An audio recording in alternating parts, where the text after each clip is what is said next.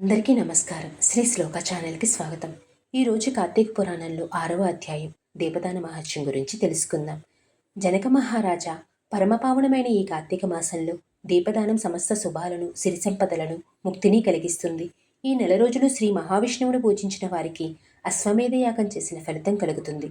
ప్రత్తితో చేసిన వత్తిని ప్రమిదియందుంచి అందు ఆవనేతిని గాని, నూనెని గాని, ఆముదాన్ని గాని వేసి దేవాలయమందు దీపారాధన చేసి దానిని దక్షిణ తాంబూలాదులతో సద్బ్రాహ్మణునికి దానమివ్వడం పుణ్యప్రదం.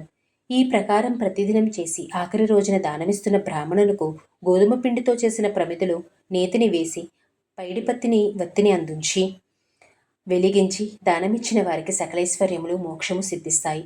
ఇందుకు సంబంధించిన వితంతువు ఉదంతాన్ని చెబుతాను, విను. పూర్వం ద్రావిడ దేశంలో ఒక వితంతు ఉండేది.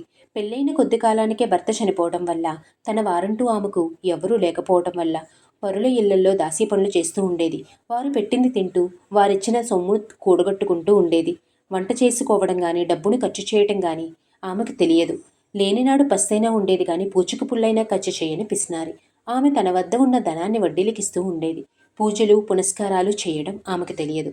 ఈ విధంగా జరుగుతుండగా ఆమె నివసించే గ్రామానికి శ్రీరంగం వెళుతున్న విప్రుడొకడు వచ్చాడు. అయ్యో పాపం అని జాలిపడి ఆమె వద్దకు వెళ్ళాడు. అమ్మా, నీకు కోపము వచ్చినా, హితవు కలిగిన నేను చెప్పు మాటను శ్రద్ధగా వినవలసిందని ఆమెకు మానవ కర్తవ్యాన్ని ప్రబోధింపచేశాడు. అమ్మా, నీవు సిరి సంపదల వ్యామోహంలో పడి దాన ధర్మాలను, పూజా పునస్కారాలను మరిచి జీవితాన్ని వృధా చేసుకుంటున్నావని విన్నాను. నీవు అనుభవించక ఇచ్చటకు నీ వారన్న వారెవ్వరూ లేక ఎవరి కొరకు ధనాన్ని కూడబెడుతున్నావు. అమ్మా, ఈ తనువు అశాశ్వతం. మాంసపూరితమైన ఈ ఎముకల గూడు అశాశ్వతమైనది. ఏనాడు ప్రాణాలు అనంతవాయువుల్లో కలిసిపోతాయో తెలీదు. అశాశ్వతమైన ఈ తనువు కొరకు అక్కరకు రాని ప్రాకులాట దేనికి? ఇహంలో నీకేం సుఖం? ఎవరు పెడతారు? ఎవరి వల్ల డబ్బు ఏ విధంగా సంపాదించాలన్న తాపత్రయం తప్ప నీవు సుఖపడేదేమున్నది? అగ్నిలో పడ్డ మిడత వల్లే ఈ తనువు ఏనాటికైనా పంచభూతాలలో కలిసిపోక తప్పదు. అప్పుడు ఈ జీవుడి గతి ఏమిటి? మరో జన్మ, మరో జన్మ, ఇలా జన్మజన్మల ఆరాట పోరాటమేనా జీవికి లక్ష్యం? అజ్ఞానాంధకారంలో పడి బ్రతుకును నిరర్ధకం చేసుకుంటున్నావు. దాన ధర్మాలు, ఆరాధనలు చేసి భగవద్ధ్యానంలో తరించు. నలుగురిలో యశస్సును పొంది సుఖించు. ఇది కార్తీక మాసం, పుణ్యప్రదమైన మాసం. సత్కార్యం ఏదైనా పుణ్య ఫలితాన్ని కలిగిస్తుంది.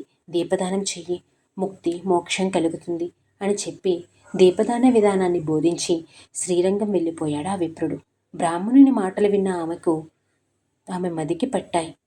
ఎందుకీ తాపత్రయం? ఎవరి కోసం? అందరిలో లోభినన్న అపకీర్తి తప్ప నాకింకేమున్నది అని పరిపరి విధాల విచారించింది.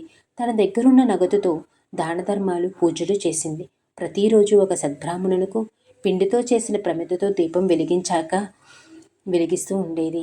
దానిని దానమిస్తూ ఉండేది. కార్తీక పురాణం వింటూ ఉండేది. ఇలా కాలం గడిచిన అనంతరం ఆమె తనువు ముగిసి కైవల్యాన్ని పొందింది. వితంతువుకు మోక్షప్రాప్తి కలిగిన దీపదాన మహత్యం కార్తీక పురాణం 6వ రోజు పారాయణ భాగం సమాప్తం.